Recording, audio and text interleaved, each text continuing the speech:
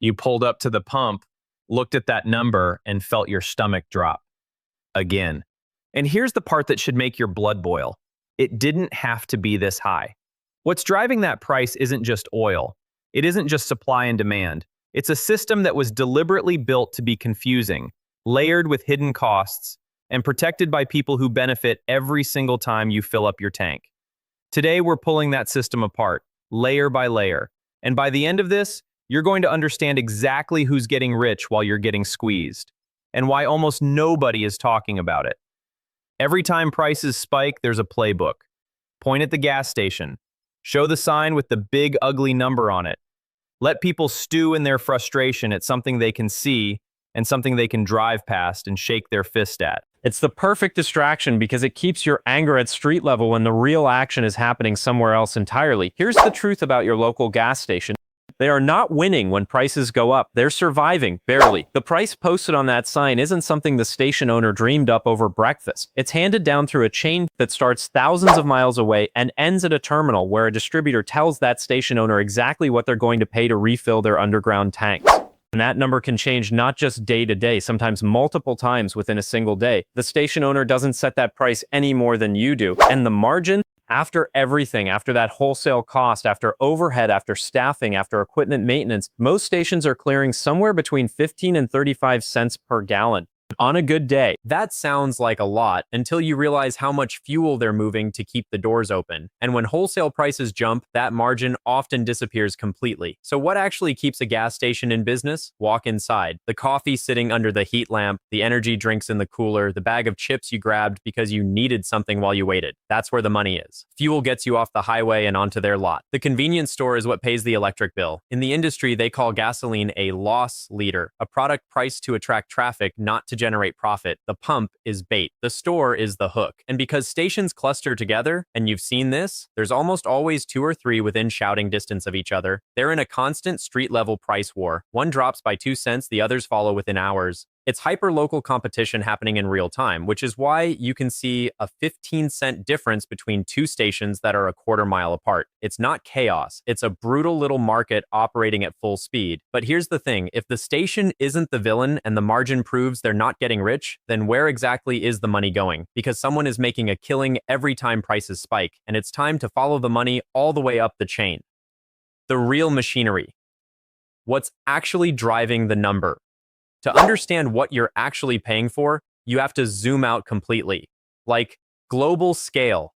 Every gallon of gasoline that goes into your car starts as crude oil pulled from the ground somewhere on this planet. That crude trades on international markets every single second of every trading day. And those markets aren't driven purely by supply and demand. They're also shaped by speculation. By traders who never touch a barrel of oil, never set foot near a refinery, buying and selling futures contracts based on what they think is going to happen next. Geopolitical tension in one region, a weather event threatening infrastructure in another, a production decision made by a cartel of nations that doesn't include a single American vote. All of it ripples straight to your pump price within days. That's the baseline. And Americans have very limited control over it. But everything that happens after that crude is extracted, that's where decisions made right here at home start stacking costs on top of costs. Crude has to be refined. Refineries turn raw oil into usable gasoline, and the United States hasn't built a major new refinery in decades. That constrained capacity means when something goes wrong, a fire, a shutdown, unexpected maintenance, the ripple effect hits prices hard and fast because there's no slack in the system to absorb it.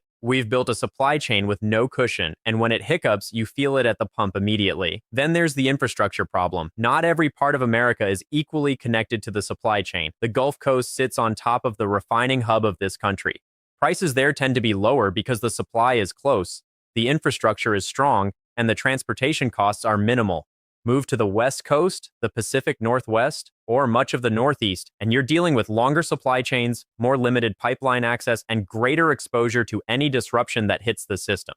Rural communities get hit hardest of all. They're furthest from everything, dependent on trucks to haul fuel the last mile, and the first to feel shortages when the chain gets stretched. Add in the fuel blend requirements. Not all gasoline is the same across the country. Federal and state environmental regulations require specific fuel formulas in different regions, blends designed to reduce emissions in high pollution areas. That's a legitimate goal, but it comes with a real cost. Specialized blends are more expensive to produce, and because they're region specific, you can't just divert supply from one area to cover a shortage in another. It fragments the market and creates price floors that don't exist anywhere else. California is the most extreme example, but they're not alone. The part nobody wants to explain to you. Here's where the conversation gets uncomfortable, and here's also why you almost never hear anyone in power lay this out plainly. Every gallon of gas you buy carries a mandatory tax load before you ever pull the trigger on the pump. The federal government collects 18.4 cents per gallon. Every gallon, every fill up, every single American paying it every day. That rate hasn't been updated in decades, but it hasn't gone away either.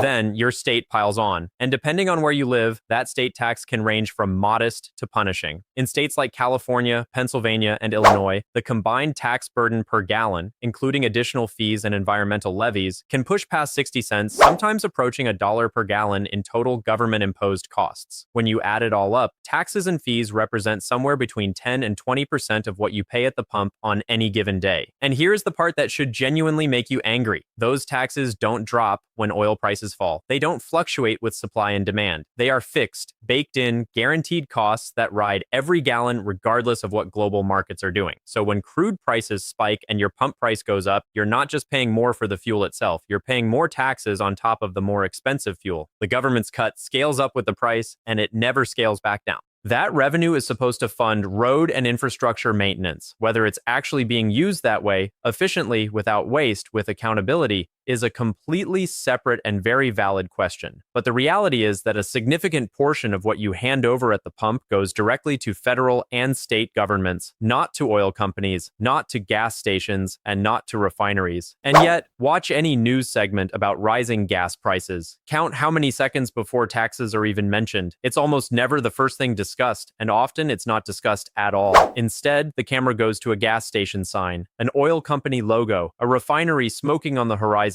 anything that fits the established narrative and keeps the real conversation from happening. If elected officials were serious, genuinely serious, about giving Americans relief at the pump, a suspension of the federal gas tax would be one of the fastest, most direct levers they could pull.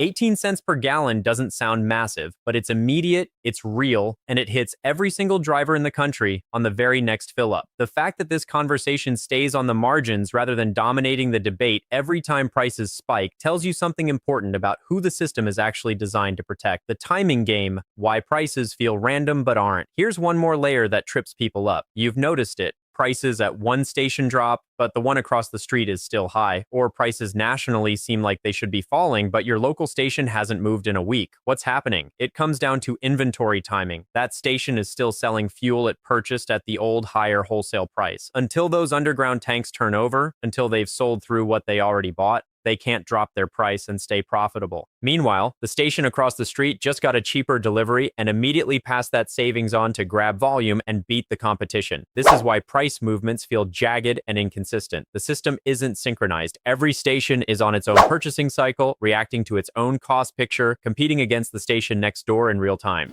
Prices rise fast because stations want to protect their margins the moment their costs go up. Prices fall slowly because they're working through inventory paid for at the higher price. It's asymmetric by nature, and it always will be. The fury is justified, but pointed in the right direction. Here is the bottom line, and it matters. Gas prices are not random. They are not beyond explanation, but they are deliberately complicated in a way that makes it easier for you to be frustrated at the wrong people and miss the ones who actually control the levers.